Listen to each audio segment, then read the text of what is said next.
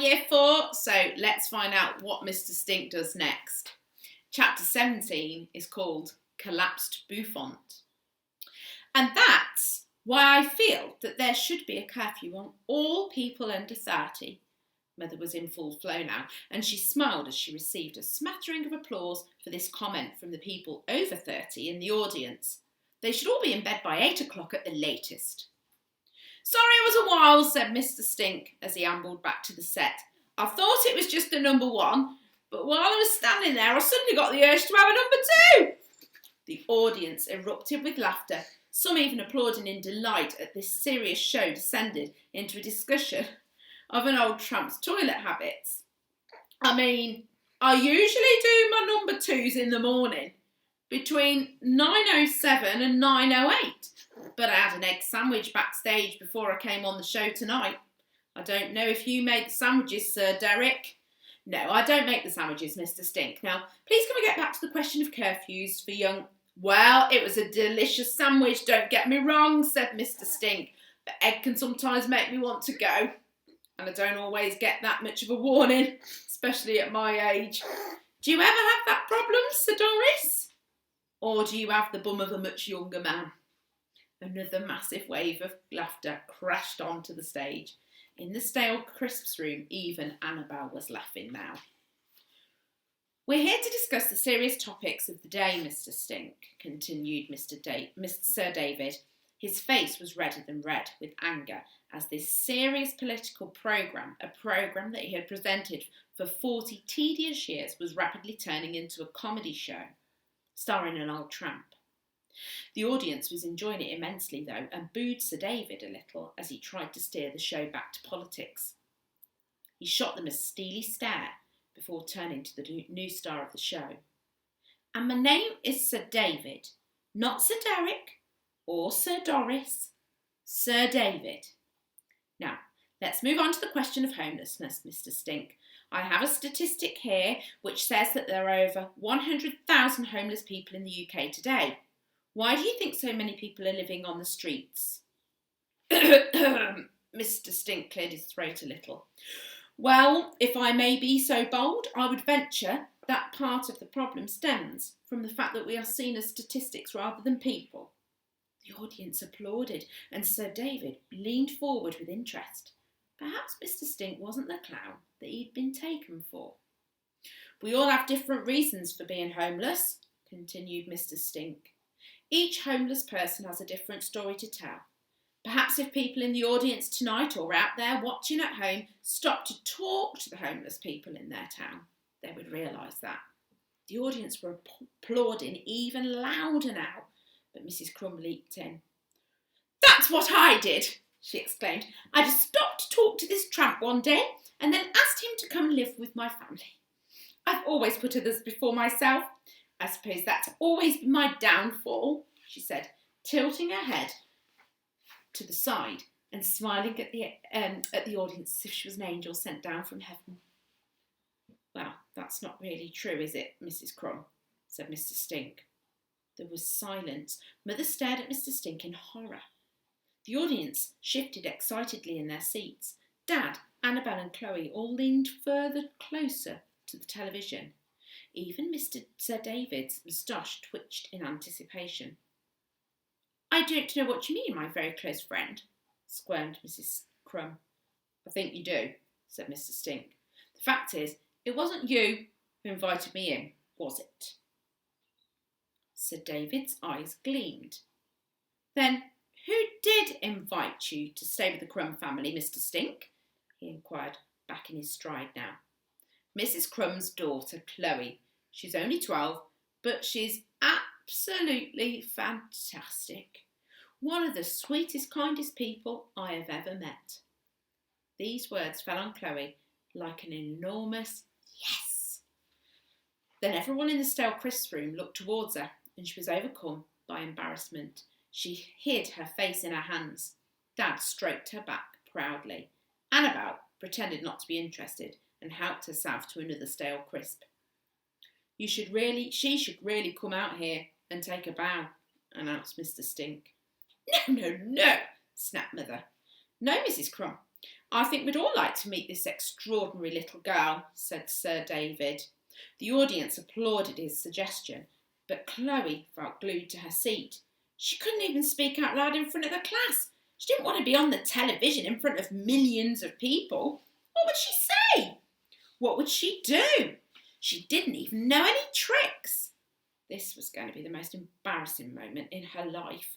Even worse than when she threw up her macaroni cheese all over Miss Spratt in the language lab. But the applause was getting louder and louder, and eventually Dad took her hand and gently pulled her to her feet. "You're feeling shy, aren't you?" whispered Dad. Chloe nodded. "Well, you shouldn't. You're a fantastic girl. You should be proud of what you've done. Now, come on, enjoy your moment in the limelight." Hand in hand, they raced down the corridor towards the set. Just out of sight of the cameras, Dad let go of her hand and smiled supportively as she stepped out into the light.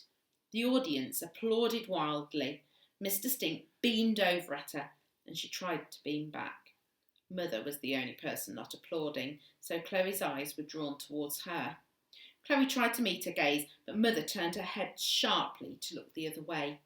This made Chloe even more uncomfortable, and she tried to do a curtsy, but didn't really know how to, and then ran off the stage back into the safety of the stale crisps room. "What a charming child," said Sir David. He turned to Mother. "Now, I have to ask you, Mrs. Crumb, why did you lie? Was it purely to further your own political ambitions?" The other guests from rival political parties looked at Mrs. Crumb and tutted, as if they would ever dream of doing anything so immoral. Mother started to perspire. Her hair lacquer began to melt and her makeup ran slowly down her face. Dad, Chloe and Annabel sat and watched her squirm, unable to help. "Well, as if anyone would want that old tramp in their house," she shouted finally.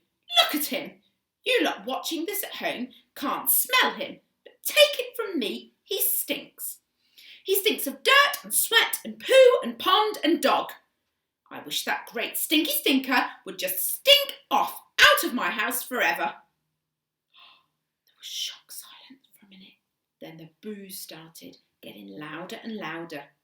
Mother looked at the audience in panic, and at that moment, her bouffant collapsed. Chapter 18. Rabbit Droppings. "We want Stink! We want Stink!" Chloe peeked through a gap in the curtains. There was a huge crowd of people outside their house. News reporters, camera crews and hundreds of local people waving large pieces of cardboard emblazoned with slogans. "Stink for Prime Minister! Mr. Stink forever! We love you, Mr. Stink! Vote for Mr. Stink!"